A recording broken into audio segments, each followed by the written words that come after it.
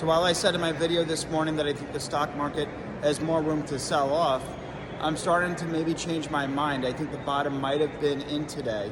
I'm not sure yet. It's a possibility. The reason I think that is that when politicians in the Federal Reserve starts panicking due to a market sell-off, that's usually when a market bottom is in.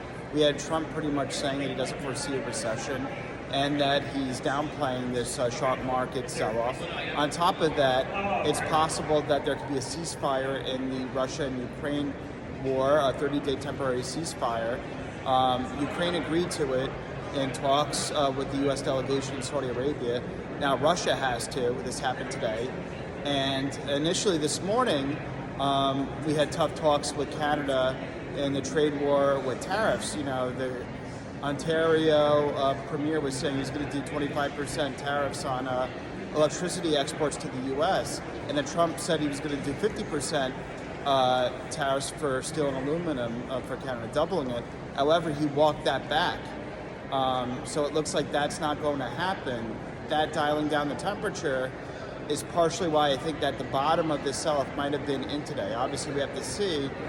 Tomorrow we have CPI inflation data, and if it comes out hotter than expected, then I think the market could continue to sell off. However, if it's in line with expectations or better than expected, then I think the bottom was in today. Obviously, let's see what happens.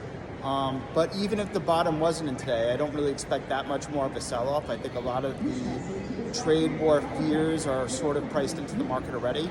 And worst case, maybe another 4 to 5% from here.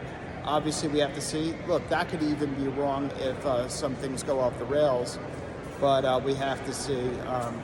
No one really knows if the bottom was in or not, but I like the positivity with some of the conciliatory remarks in terms of the trade war, the geopolitical tensions with Russia and Ukraine, and a possible 30-day ceasefire, as well as Trump saying that he doesn't foresee a recession. I think that could potentially mark a turnaround in my opinion, but all eyes are on tomorrow's CPI inflation reading.